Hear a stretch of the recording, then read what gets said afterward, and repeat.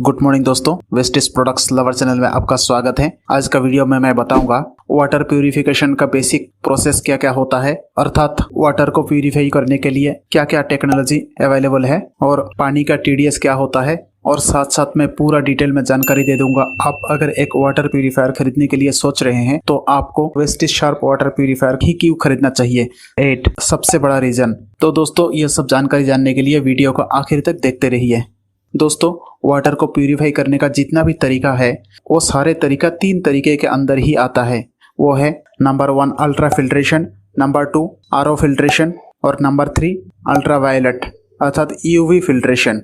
तो दोस्तों चलिए अभी थोड़ा डिटेल में जानते हैं। अल्ट्रा फिल्ट्रेशन वो होता है जिस प्रोसेस से पेड़ पौधा रूट के जरिए जमीन के अंदर से पानी खींचते हैं। इस प्रोसेस में आप देखते ही होंगे कि जमीन के अंदर कितना गंदा पानी होता है और वो जब एक पेड़ पौधा खींचते हैं तब बिल्कुल साफ हो जाता है और पानी के अंदर जो मिनरल्स रहता है वो भी आ जाते हैं। ये प्रोसेस इस्तेमाल करके कुछ इस तरह का फिल्टर बनाया जाता है जिसका स्टैंडर्ड होल साइज अर्थात छेद होता है 0.01 माइक्रोन। दोस्तों, माइक्रो फिल्ट्रेशन और नैनो फिल्ट्रेशन भी इस कैटेगरी के अंदर ही आता है। दोस्तों, इस टाइप की फिल्ट्रेशन प्रोसेस में जो फिजिकल इम्प्योरिटीज है अर्थात मिट्टी, दाना, प्लास्टिक, कचरा, ये सब 100% रिमूव कर सकते हैं और साथ साथ कुछ प्रोटोजोआ और बैक्टीरिया भी रिमूव किया जा सकता है। लेकिन इस प्रोसेस में कुछ हार्मफुल एलिमेंट जैसे आर्सेनिक, नाइट्रेट, फ्लोराइड आदि रिमूव नहीं किया जा सकता है। और दूसरा जो तरीका है वो है रिवर्स ऑस्मोसिस अर्थात आरओ टेक्नोलॉजी। दोस्तों, ये टेक्नोलॉजी आज तक सबसे लेटेस्ट टेक्नोलॉजी माना जाता है। इस प्रोसेस में सेमी परमिएबल मेम्ब्रेन यूज किया जाता है और जिसके अंदर से बहुत ही हाई प्रेशर में पानी भेज दिया जाता है।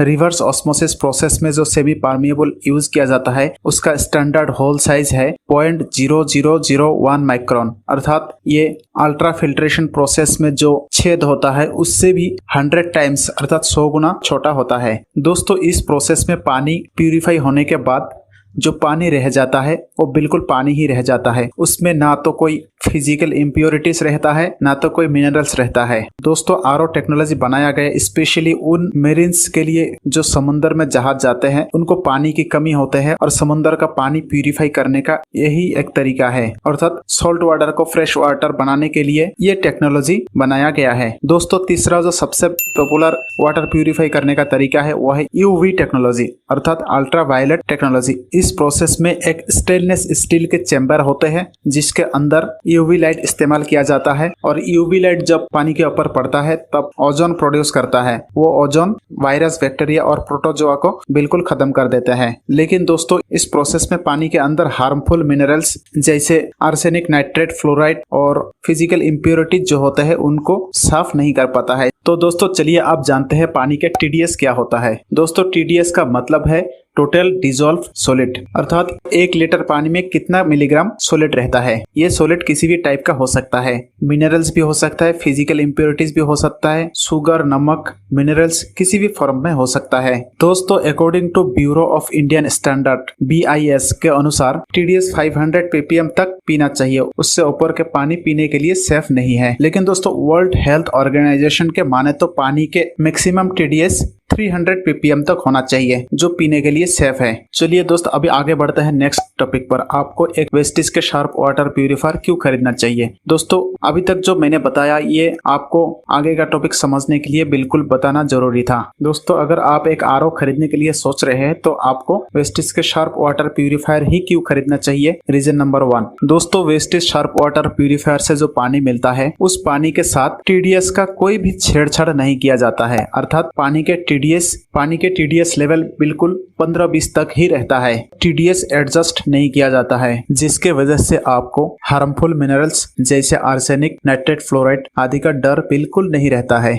लेकिन दूसरा कंपनी क्या करता है, पानी का टीडीएस को एडजस्ट कर देता है अर्थात 100 से लेकर 200 के बीच में रखता है। दोस्तों, आपका जानकारी के लिए बता देता हूँ, आरओ से निकला हुआ पानी का टीडीएस कभी भी 100 से ऊपर नहीं रहता है, हमेशा 20-30 के नीचे ही चला जाता है। इसीलिए बाकी आरओ की कंपनी आरओ से निकला हुआ पानी के साथ अल्ट्रा फिल्ट्रेशन के निकला हुआ पानी एक साथ मिला देते हैं और टीडीएस को एडजस्ट कर 100 से लेकर 200 के बीच में रखता है, जिसके वजह से उस पानी के अंदर हार्मफुल मिनरल्स जैसे आर्सेनिक, नाइट्रेट, फ्लोराइड आदि रहने का संभावना काफी ज्यादा होता है। एक बात में कहा जाए तो हेल्थी मिनरल्स के लालच में हार्मफुल मिनरल्स को भी इंटेक करने की संभावना बढ़ जाते हैं। दोस्तों रीजन नंबर 2, बाकी कंपनियां फिल्टर के अंदर जो आरओ रिवर्स ऑस्मोसिस प्रोसेस रहता है उससे पहले जो फिल्टर है वो सेडिमेंट फिल्टर का इस्तेमाल करते हैं, जो स्पॉन्ज टाइप का रहता है और बहुत कम दिन के अंदर ही खराब हो जाता है और वो धीरे धीरे खराब होने लगता है। लेकिन वेस्टिज शार्प वाटर प्यूरिफायर में पॉलीप्रोपिलीन फिल्टर का इस्तेमाल किया जाता है, जो आरओ से पहले फिजिकल इम्प्योरिटीज को 100% रोक देता है और बहुत दिन तक खराब नहीं होता है। इसका लाइफ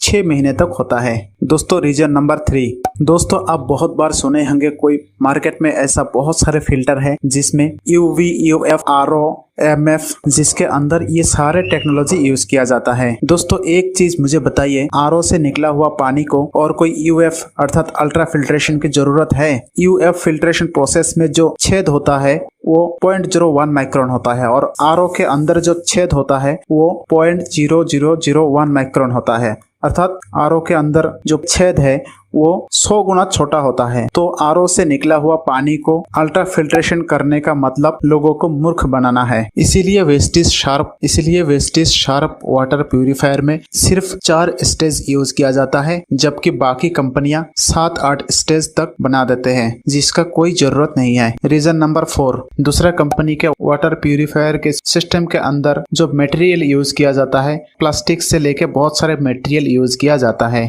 इसीलिए वो पानी कभी कभी स्मेल भी देते हैं। लेकिन वेस्टिज शार्प वाटर प्यूरिफायर में environment friendly food grade material का इस्तेमाल किया जाता है, जिसके वजह से पानी कभी भी स्मेल नहीं देता है। Reason number 4, Vestige sharp water purifier में आरओ मेम्ब्रेन से पहले एक फिल्टर का यूज किया जाता है, सीबी फिल्टर अर्थात कार्बन ब्लॉक्स फिल्टर बोला जाता है। ये कार्बन ब्लॉक्स फिल्टर जब भी खराब होता है पूरा एक ही बार में खराब हो जाता है और जब तक सही चलता है बिल्कुल सही से चलता है और इसका लाइफ नॉर्मली 8 महीने तक होता है। लेकिन बाकी कंपनियों के वाटर प्यूरिफायर में एक्टिवेटेड चारकोल यूज किया जाता है, जो धीरे धीरे खराब होता है। Reason number 6, Vestige sharp water purifier में सबसे लास्ट स्टेज में एएफ डिसरप्टर टेक्नोलॉजी यूज किया जाता है। ये टेक्नोलॉजी आज तक किसी भी वाटर प्यूरिफायर में इस्तेमाल नहीं किया गया है। इस टेक्नोलॉजी में एल्यूमिनियम फाइबर लेयर नामक एक लेयर रहता है और ये 51 मिलीवोल्ट जेटा पोटेंशियल जनरेट करते हैं और ये वाटर के अंदर बैक्टीरिया और प्रोटोजोआ को बिल्कुल खत्म कर देता है।